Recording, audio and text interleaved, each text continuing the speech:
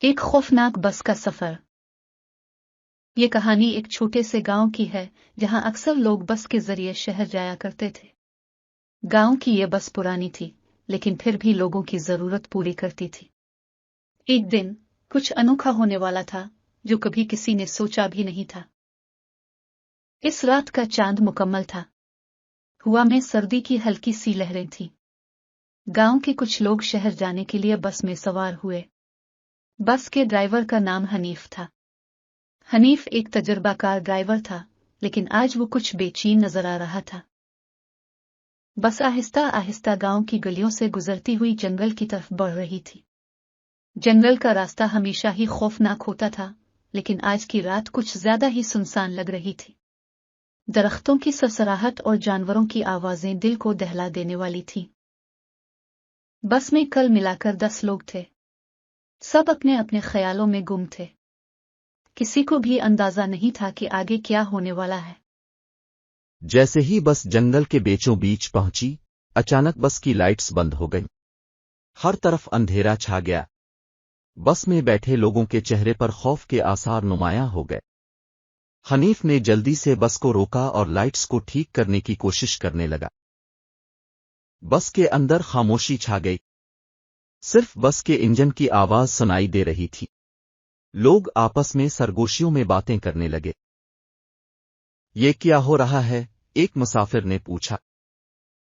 پتہ نہیں، شاید کوئی تکنیکی خرابی ہو گئی ہے، دوسرے نے جواب دیا۔ حنیف نے لائٹس ٹھیک کرنے کی بہت کوشش کی لیکن کوئی فائدہ نہ ہوا۔ اس نے لوگوں کو بتایا کہ وہ باہر جا کر مسئلہ دیکھے گا۔ حنیف بس سے اتر کر انجن کے پاس گیا۔ ابھی وہ انجن کی طرف دیکھ ہی رہا تھا کہ اچانک ایک تیز چیخ سنائی دی۔ سب لوگ چونک گئے۔ حنیف بھی خوف زدہ ہو گیا اور فوراً بس کے اندر واپس آیا۔ کیا ہوا؟ ایک عورت نے پوچھا۔ پتہ نہیں، شاید کوئی جانور تھا، حنیف نے گھبراہٹ میں کہا۔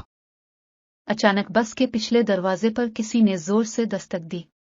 سب کے دل دھڑکنے لگے۔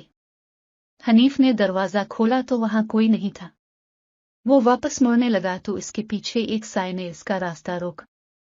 حنیف کے دل کی دھڑکن تیز ہو گئی۔ کاف، کون ہو تم؟ حنیف نے کانپتے ہوئے پوچھا۔ میں تمہارا دوست ہوں، سایہ بولا۔ حنیف نے غور سے دیکھا تو وہ ایک عجیب و غریب شکل کا انسان تھا۔ اس کی آنکھیں سرخ اور چہرہ خوفناک تھا۔ حنیف نے فوراً دروازہ بند کرنے کی کوشش کی لیکن وہ سایہ اندر آ گیا۔ سب لوگ خوفزدہ ہو کر پیچھے ہٹ گئے۔ سایہ بس کے اندر آتے ہی ایک خوفناک قہقہا لگانے لگا۔ تم لوگ یہاں سے زندہ واپس نہیں جاؤ گے، اس نے کہا۔ ہمیں چھوڑ دو، ایک نوجوان لڑکی نے روتے ہوئے کہا۔ سایہ نے اس کی طرف دیکھ کر کہا، یہ بس اب میری ہے اور تم سب میرے قیدی ہو۔ بس کے اندر کی فضا اور بھی سنسنان ہو گئی۔ حنیف نے ہمت کر کے پوچھا، تم ہم سے کیا چاہتے ہو؟ میں تم سب کی روحیں چاہتا ہوں، سایہ بولا۔ حنیف نے ایک لمحے کے لیے سوچا، پھر اچانک اس نے بس کا دروازہ کھولنے کی کوشش کی لیکن دروازہ جیسے کسی نے اندر سے لاک کر دیا ہو۔ یہ دروازہ اب نہیں کھلے گا، سایہ ہنستے ہوئے بولا۔ سب لوگ خوف سے کانپنے لگے۔ اچانک بس کے اندر ایک اور عجیب واقعہ ہوا۔ بس کی سیٹیں خود بخود ہلنے لگیں اور چھت سے خون کی بوندیں ٹپکنے لگیں۔ ہر طرف ایک خوفناک منظر تھا۔ حنیف نے دل مضبوط کر کے کہا، ہمیں چھوڑ دو ورنہ ہم مقابلہ کریں گے۔ سایہ ہنسا اور بولا، تم کیا کر سکتے ہو؟ تم سب میری قید میں ہو۔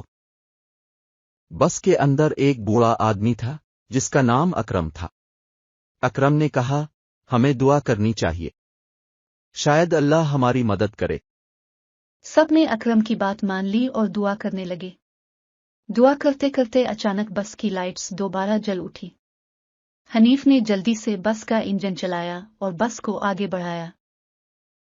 سایہ غصے میں چیخنے لگا، یہ نہیں ہو سکتا، تم نہیں بچ سکتے۔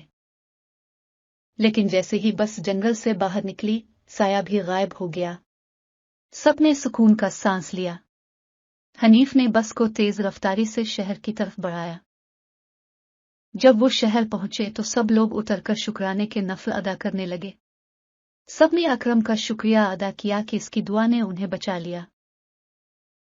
حنیف نے آخری بار بس کی طرف دیکھا اور دل ہی دل میں عہد کیا کہ وہ اب کبھی اس راستے سے نہیں جائے گا۔